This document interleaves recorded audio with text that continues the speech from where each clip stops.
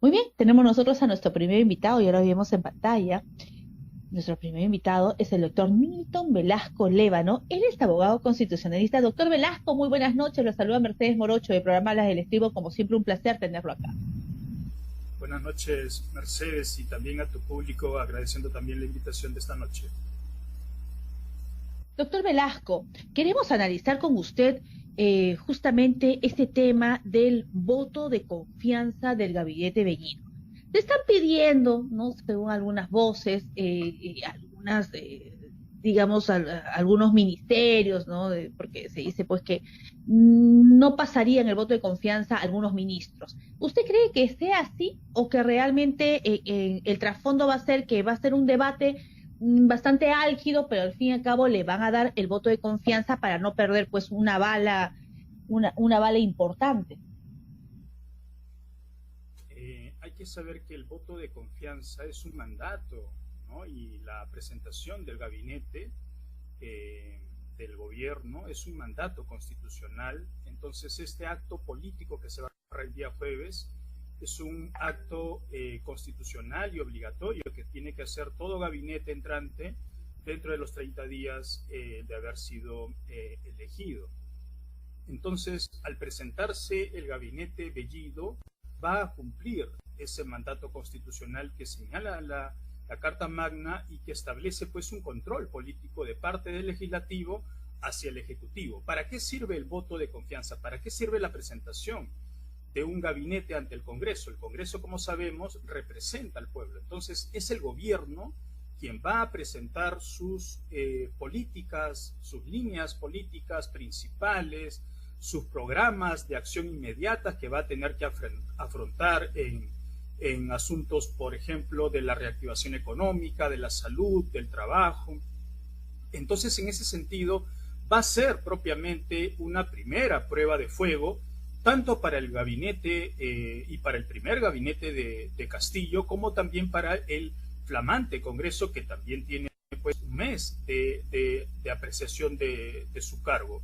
Entonces, este control político hay que decirlo que es necesario y es importante que lo haya en un proceso democrático. Pero este escenario resulta llamativo por varios factores, ¿no?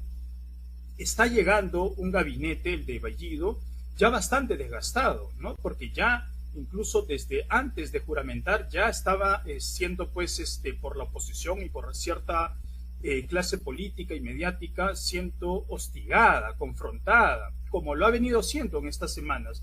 Y es por eso que se explica pues que el más del 70%, según la encuesta del Instituto de Estudios Peruanos, el más del 70% pide la renuncia de Bellido como premier.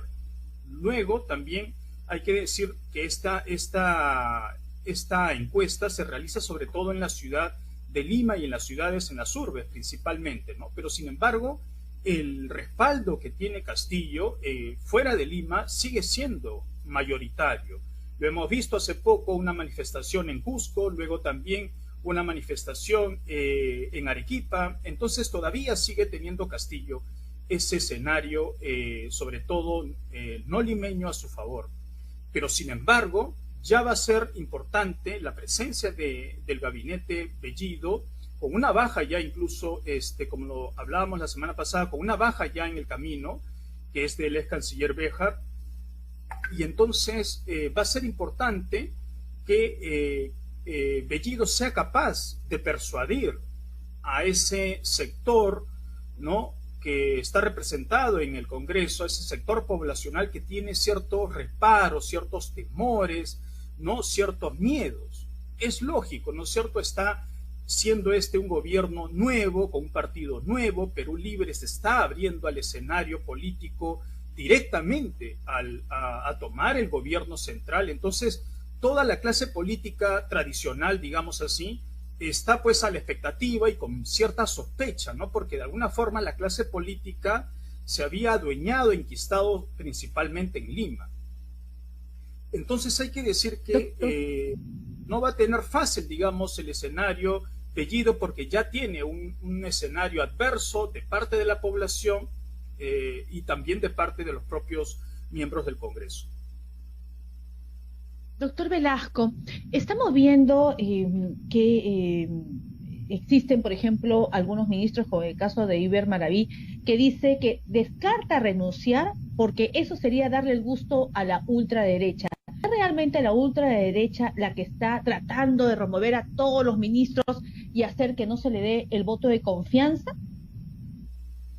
Hay que decir que hay sectores del Estado que resultan estratégicos para ciertos también sectores políticos. Detrás del Ministerio del Trabajo está el rol supervisor que realiza, por ejemplo, la SUNAFIN, la acreditación que realiza también el Ministerio del Trabajo de los sindicatos, está también la representatividad que tienen los trabajadores. Entonces, este es un ministerio muy estratégico, muy político y le da también a cualquier gobierno en realidad mucho espacio para su escenario y para su protagonismo político. Entonces hay que saber pues que los trabajadores conformados en sindicatos están pues a merced del Ministerio de Trabajo. Entonces no por nada pues le han echado el ojo a este ministerio junto a otros más también que resulta para esta clase política tradicional muy estratégica para controlar, porque lo que no quieren es que Castillo se empodere cada vez más. Lo que no quiere esta clase política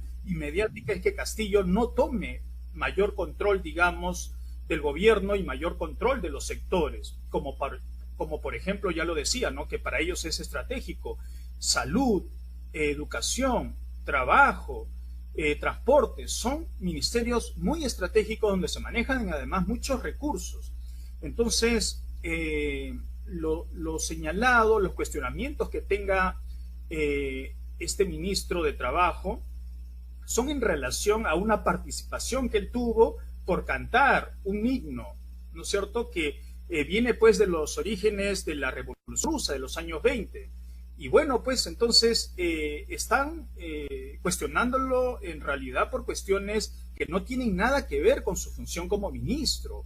Entonces creo yo que el control político aquí, el Congreso, ya está empezando a desvirtuarse porque vamos pues a escarbar todo el antepasado de cada uno, pues nadie saldría bien librado. Aquí lo que tiene que haber es un control político de las acciones que realiza él como ministro, de la coherencia que tenga que ver su cargo en relación, por ejemplo, a la normativa nacional, a la Constitución. En eso tiene que estar centrado el Congreso y no desvirtuar su rol de control político y tampoco tergiversar ese rol. Entonces, sí considero de que el Congreso tiene que ser capaz de este jueves, cuando se presente el gabinete Bellido, de saber escuchar.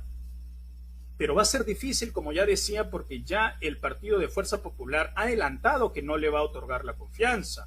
Entonces Bellido se va a enfrentar a un escenario adverso. También es probable que haga lo mismo también el Partido Renovación Popular, ¿no?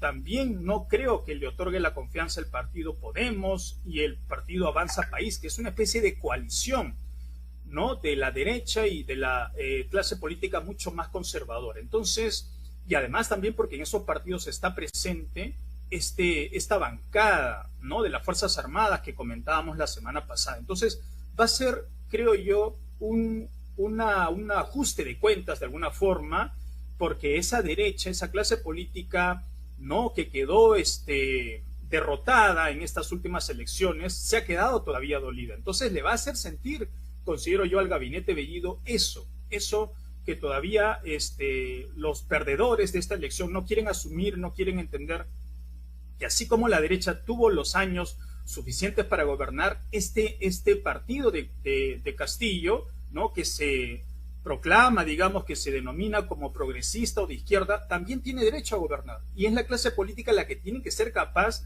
de hacer vigilancia ciudadana, de hacer control político necesario para que cualquier movimiento de cualquier tendencia no se salga de los cauces constitucionales.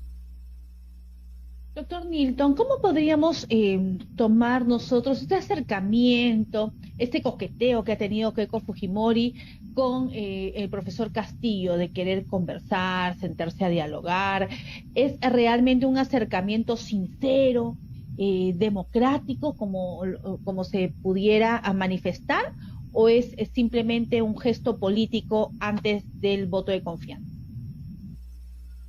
Hay que saber aquí que el escenario de Keiko Fujimori y de toda su familia en realidad es un escenario judicialmente complicado. Ella ya está a puertas de empezar un proceso ya en una etapa definitiva, ¿no? Que son las audiencias orales, donde se va a exponer públicamente todas las investigaciones que ha realizado el Ministerio Público y por la cual ella está acusada. Ella actualmente está en condición de acusada, que es un grado más de responsabilidad que se le habría encontrado de parte del Ministerio Público. Entonces todo eso ya va a tener que empezar a presentarse ante el Poder Judicial para que éste determine su condición y sus responsabilidades.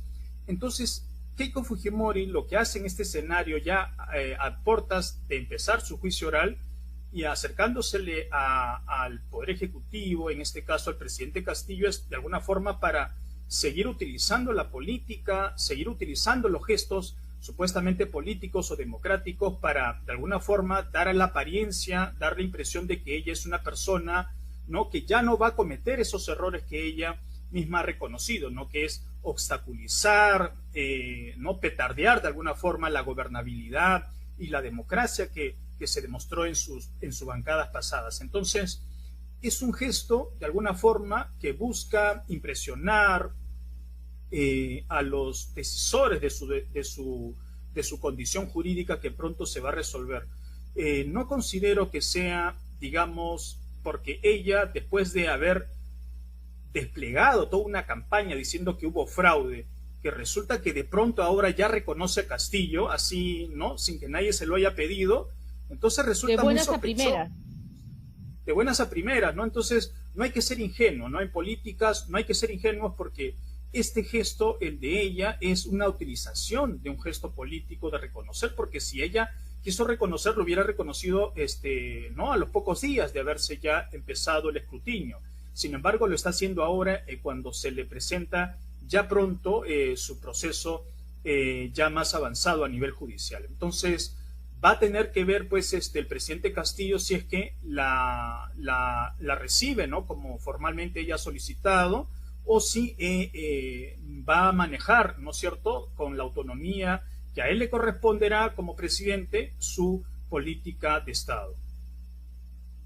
Lo cual, bueno, a mi parecer resulta penoso que ella ahora indique pues que sí, los resultados, ya está de acuerdo, una cierta conformidad con los resultados, pero ya en este mes que ha pasado ha sucedido tanta inestabilidad y tanta incertidumbre, sobre todo el ciudadano de pie, que ha colapsado muchos hogares en la economía, en la subida de los precios, todo claro, por esta inestabilidad, pues no, porque si al menos todos pensaríamos en que estamos en una pandemia, doctor Blasco, y que la prioridad y la alta prioridad es la de tranquilidad, aquellos hogares que han perdido a un ser querido, aquellos hogares que actualmente están viviendo con COVID porque estamos en pandemia, y trataríamos quizás de unirnos como peruanos en vez de dividir como peruanos. Podemos tener divergencias, cada uno puede exponer sus ideas, pero debería de primar la razón,